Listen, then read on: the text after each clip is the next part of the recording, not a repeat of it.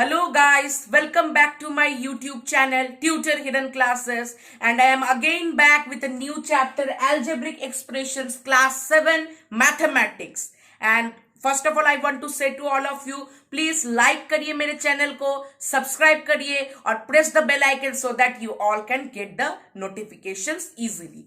So first of all, बिना किसी वक्त को जायज करके हम वीडियो को शुरू करते हैं. So first of all we will tell here that it is a introduction video only. Part 1 है इसमें मैं वेरिएबल, कांस्टेंट, एक्सप्रेशन और टर्म्स इन चारों को ही कवर कर पाऊंगा.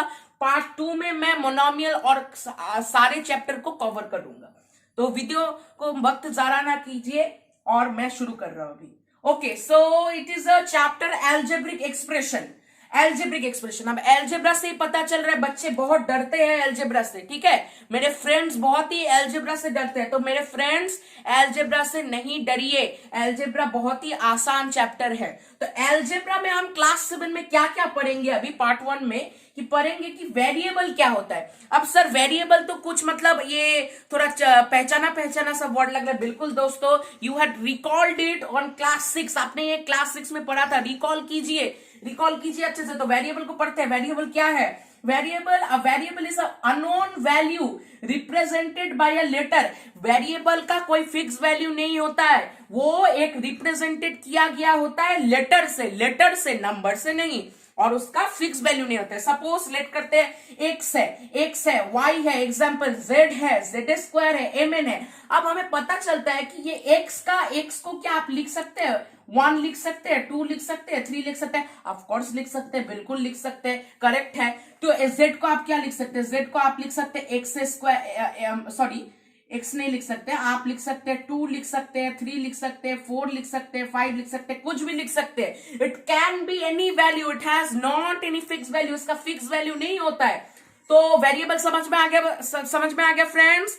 आ गया? ठीक है, चलो आगे बढ़ते हैं. कांस्टेंट पे पढ़ते हैं. कांस्टेंट क्या होता है? कांस्टेंट इज नथिंग, इसका ऑपोजिट वेरिएबल का उल्टा होता है. कांस्टेंट का डेफिनेशन पढ़ लेते हैं. Constant is a number having fixed value, जिसका फिक्स वैल्यू होता है, और वो क्या होता है? वो नंबर होता है, लेटर नहीं होता है. देखो ठीक उल्टा उसका. इसमें क्या बोला गया था? इसमें अंडरलाइन कर लो, ये लेटर है, और इसमें अननोन वैल्यू बोला था.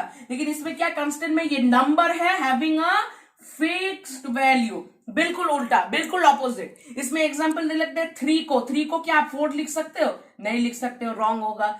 4 को आप क्या लिख सकते हो? 6 लिख सकते हो? नहीं लिख सकते हो. 5 को आप क्या लिख सकते हो? 10 लिख सकते हो?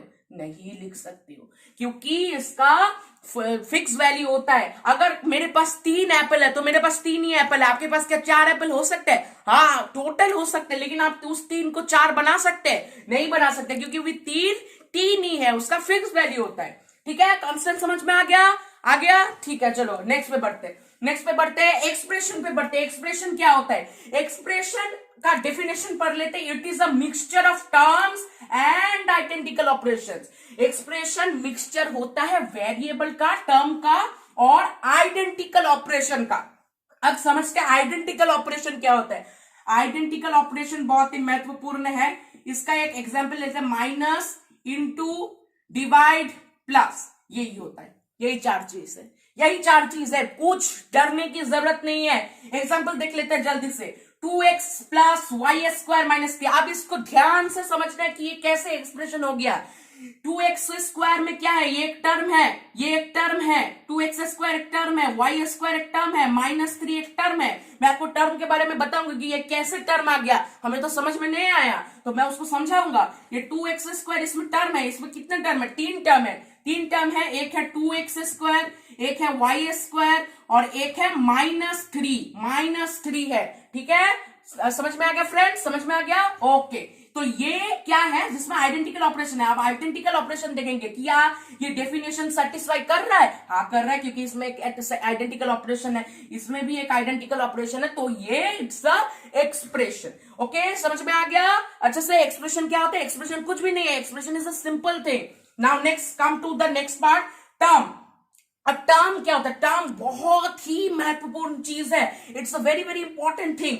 टर्म का डेफिनेशन पढ़ लेते हैं। It is a expression having factor. अब फैक्टर क्या होता है? फैक्टर में आपको नेक्स्ट अभी मैं बताऊंगा कि आपको फैक्टर क्या होता है। It is a expression having factor. Term अब देखते हैं टर्म कैसे आप निकाल सकते हो। तो सपोज आप लेट कीजिए, मैं थोड़ा सा इसको मिटा रहा हूं, आप लिख सकते हो तो आप लिख लीजिए स्किप करके वीडियो, ठीक है। तो अब मैं यहां पर लिखूंगा कि टर्म आप कैसे डिफाइन कर सकते हो। टर्म जैसे कि एक सपोज एक इक्वेशन ले लेते हैं, एक एक्सप्रेशन ले लेते हैं 2x² plus y² plus mn, ठीक है। इसमें आप टर्म कैसे ढूंढेंगे? सिंपल ट्रिक मैं बता रहा हूं। आइडेंटिकल ऑपरेशन देखिए कितने हैं, 2 आइडेंटिकल ऑपरेशन है। आइडेंटिकल ऑपरेशन के बाद वाले नंबर्स ही टर्म्स है।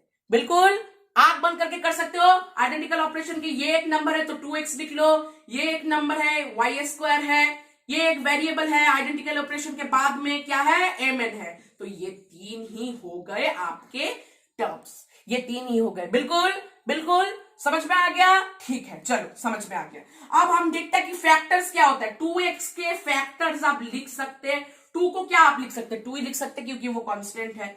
x को क्या आप लिख सकते हैं? x को 1 लिख सकते हैं और x लिख सकते हैं। y² को क्या लिख सकते हैं? दोनों y है, स्क्वायर मीन्स y, तो y को आप 2 बार लिख सकते हैं। तो यही इसके फैक्टर हो गए।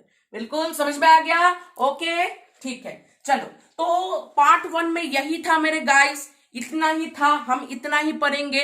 पार्ट 2 में मैं कोएफिशिएंट, मोनोमियल, बाइनोमियल, ट्राइनोमियल और पॉलिनोमियल लेकर आऊंगा और like terms and unlike terms के बारे में भी मैं बोलूंगा। तो पार्ट 2 को मैं जल्दी से जल्दी बनाने की कोशिश करूंगा। ओके फ्रेंड्स, सो आज के लिए बस इतना ही। Thank you, and again I am telling that please like my channel, subscribe it and press the bell icon। क्योंकि अगर आपको समझ में आया तभी आप लाइक कीजिए, तभी आप सब्सक्राइब कीजिए। अगर नहीं समझ में आ गया तो डिसलाइक भी चलेगा, ठीक है। Okay guys, bye.